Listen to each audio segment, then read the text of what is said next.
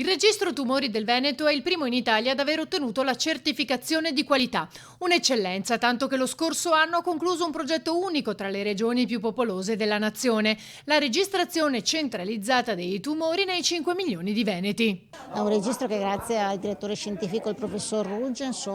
dispone tantissimi dati, riesce a fare non solo massa critica di tutti questi dati, ma anche ricerca e quindi anche per patologie poi riuscire a dare delle definizioni. Il Veneto, ricordiamo, è anche una rete molto importante in campo oncologico e i numeri ci dicono che purtroppo però è una patologia molto diffusa, circa sono 31.000 i casi all'anno e i più diffusi sono sicuramente quello maschile, la prostata, e quello alla mammella, invece per quanto riguarda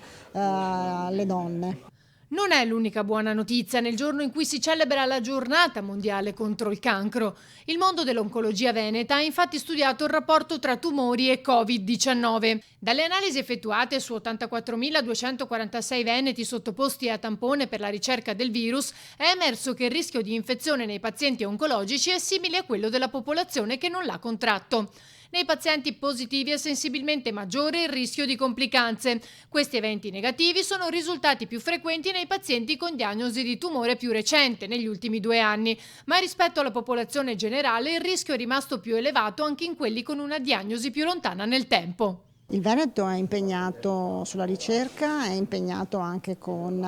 tramite il CORIS, il consorzio di tutte le aziende sanitarie che si occupa appunto di ricerca, con diversi progetti in questo campo, ma soprattutto poi è impegnato anche quotidianamente, ricordiamolo, all'interno degli hub, all'interno delle due aziende ospedaliere, anche mettendo a disposizione, ricordiamolo, le attrezzature di ultimo livello.